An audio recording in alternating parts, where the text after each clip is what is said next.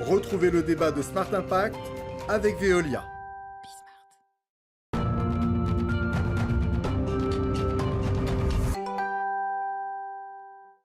Inclusion et diversité dans la publicité, voilà le thème de notre débat. Et je vous présente mes invités. Anne-Lise Tourcel, bonjour. Bonjour. Bienvenue, vous êtes directrice des expertises médias et créatives chez Kantar France Inside Division. Et puis Luc Wise, bonjour. Bonjour. Vous êtes le fondateur de The Good Company. On va découvrir ensemble les résultats de ce premier baromètre inclusion et diversité dans la publicité en France. Pourquoi cet outil devenait-il indispensable? Je commence avec vous, Luc Wise. Alors, il nous a semblé indispensable parce qu'il y a un paradoxe. Il y a un paradoxe, c'est qu'on parle beaucoup aujourd'hui d'inclusivité et de diversité dans la communication, dans le marketing, mais pas que, dans la société en général, on parle beaucoup de ces sujets-là. Et c'est souvent des sujets qui, d'ailleurs, créent du débat, souvent un débat un peu passionné. Mais on s'est rendu compte avec nos amis de Kantar qu'il y avait finalement assez peu d'études qui objectivaient ces débats passionnés et qui donnaient des repères très clairs, de la data robuste pour objectiver les choses. Faut-il faire preuve de davantage de diversité, de représentativité dans la pub? Si oui, comment?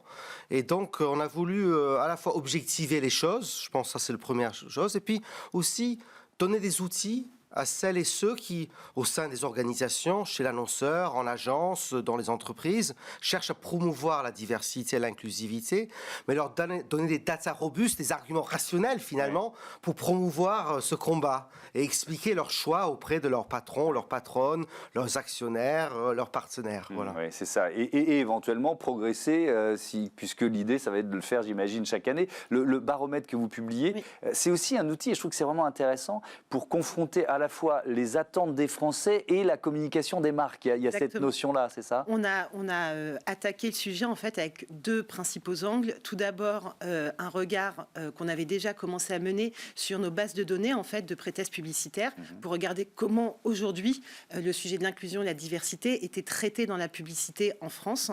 Et on a confronté ce regard objectif du traitement et de la représentation de l'inclusion et de la diversité en France avec les attentes et les perceptions aujourd'hui des consommateurs français sur ce sujet. Et c'est vraiment le croisement de ces deux sources de données qui nous donne la richesse de ce baromètre. Il y a des décalages souvent? Il y a des décalages, oui, tout à fait. On va voir que dans le baromètre, ce qu'il va nous montrer, c'est qu'effectivement aujourd'hui, les consommateurs français attendent plus d'inclusivité, plus de diversité dans les représentations publicitaires. Ils l'attendent vraiment, ils sont 72% à nous le dire.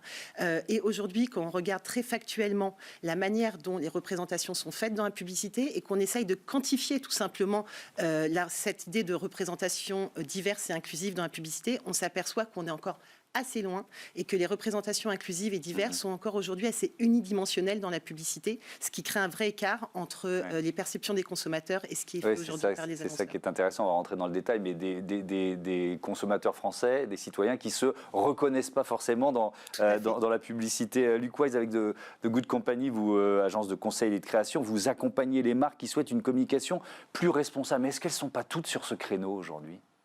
Oui, tout le monde le dit. Après, c'est pareil, tout le monde le dit, mais pas tout le monde le fait. Et puis, la responsabilité peut prendre plusieurs formes.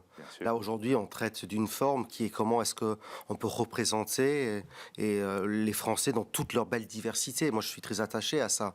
Mais ce n'est qu'une forme de responsabilité. Il y en a d'autres, environnementales, sociétales.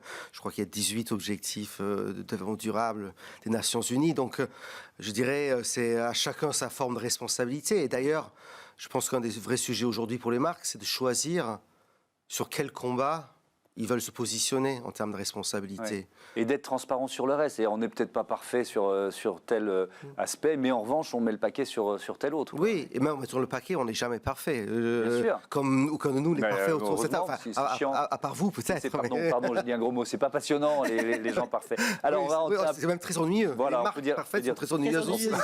On peut dire ça comme ça.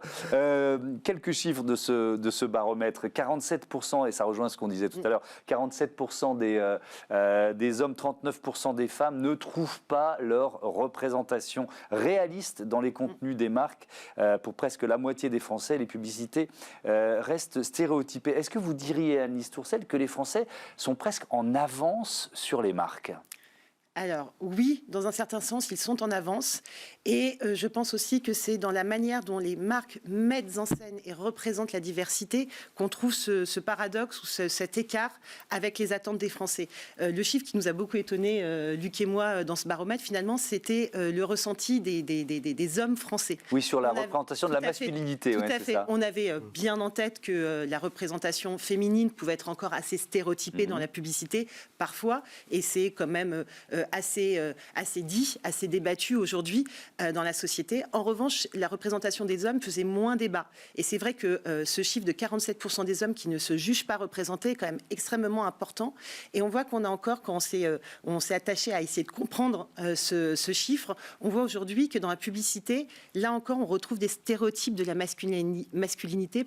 Toujours aujourd'hui, l'homme est toujours soit le businessman qui réussit absolument tout ce qu'il entreprend professionnellement, soit le grand athlète, hyper sportif, très musclé, etc., soit alors encore un peu le sexe symbole.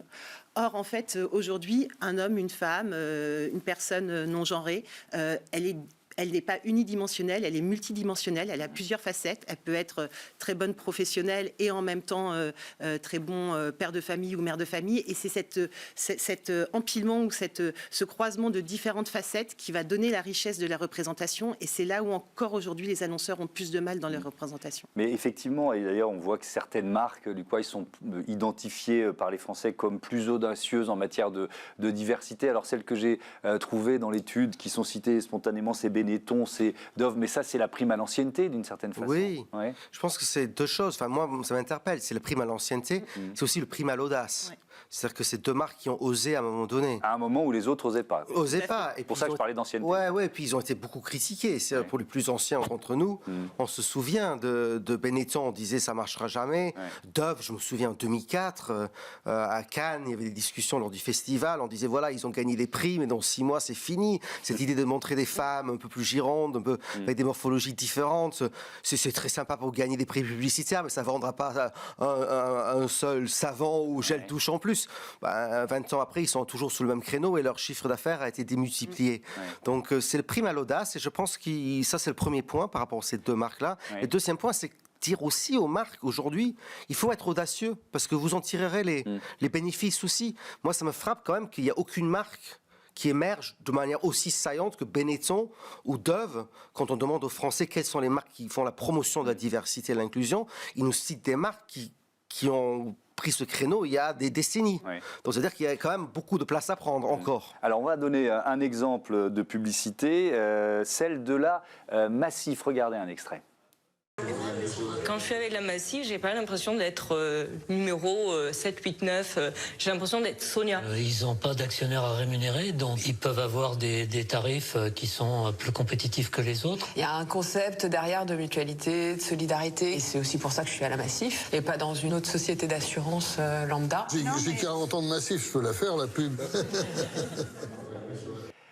Luc Wise, moi ce qui me frappe, parce que quand j'ai lu le baromètre, la difficulté et le défi pour une marque, comme on parle de diversité, on parle de variété parfois très fine dans la perception par les Français, femmes ou hommes, de leur représentation, c'est de choisir une seule pub ou un seul représentant. Là, ce qui est intéressant, c'est qu'ils sont nombreux autour de la table déjà, et puis ensuite, ce sont les vrais sociétaires. C'est pour ça que vous entre guillemets, il y a plein d'autres marques que vous citez, mais vous dites que c'est un assez bon exemple à suivre. Alors, je dis que c'est un assez bon exemple parce que c'est l'espérance de Good Company qui l'a fait. Donc forcément, je peux juger parti sur ce coup-là.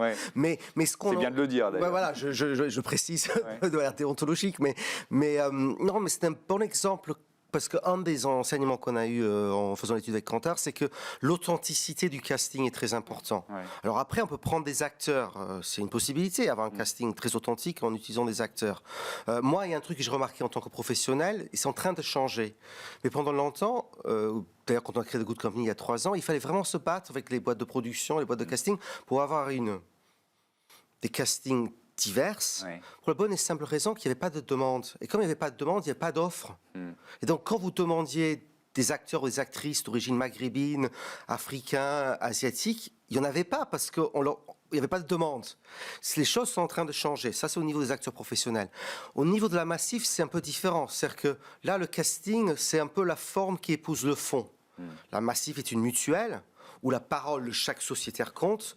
Donc c'était naturel finalement d'avoir un groupe de personnes vraies, pour représenter finalement la réalité de l'entreprise, qui est une entreprise qui est finalement gérée par ses sociétaires, par ses assurés.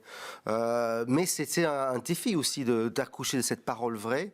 Mais on a voulu effectivement montrer toute la diversité du sociétariat de la Massif avec beaucoup d'authenticité. Et c'est toujours ce qui est le plus difficile d'ailleurs. Vous proposez aussi un zoom sur le secteur de la distribution, de la grande distribution. Il en ressort quoi? Alors c'est peut-être plutôt un peu de retard, c'est ça, dans ce secteur-là? Encore un petit peu de retard. On a mené, pour quantifier justement et essayer d'objectiver les choses et confronter la perception des consommateurs avec des chiffres très objectifs, on a injecté, avec un partenariat avec une société canadienne qui s'appelle Alteai, on a injecté 5000 publicités de ce secteur dans l'algorithme de cette société et qui allait quantifier très précisément le nombre de publicités qui avaient des personnes issues de la diversité, le nombre de femmes, le nombre d'hommes, le nombre de personnes jeunes, moins jeunes, seniors, le nombre de personnes avec un handicap visible. Et ce qu'on peut voir dans ces secteurs, effectivement, c'est quand on confronte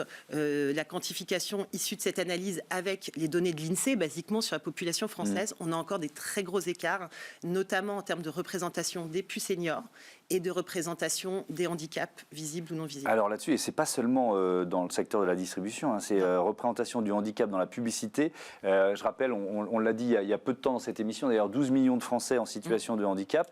Et l'étude montre que seulement 9% des Français disent avoir vu une publicité montrant une personne handicapée. Mais alors, ça c'est la perception. Et quand on quantifie, mais si on quantifie, on est à 1%. Donc, en arrondissant le chiffre, oui, donc on est plutôt en dessous. Alors, vous parliez d'audace, c'est peut-être là-dessus qu'on attend l'audace des marques. Oui, moi je pense que l'audace, en fait, finalement, l'audace, c'est juste de faire les choses normalement, je trouve.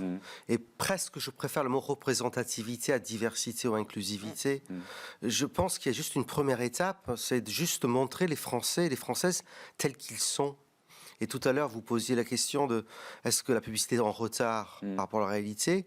Les publicitaires ont tendance à dire oui, nous on avance sur les tendances. Je ne suis pas d'accord.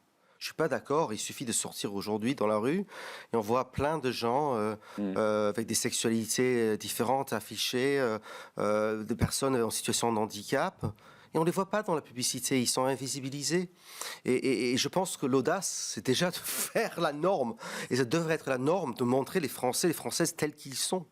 Ce qui n'est pas le cas aujourd'hui. Ouais. Merci beaucoup. Merci. C'était passionnant de découvrir ce baromètre de l'inclusion et de la diversité, de la représentativité, on pourrait l'appeler comme ça. On passe tout de suite à Smart Ideas, une start-up à l'honneur comme tous les jours.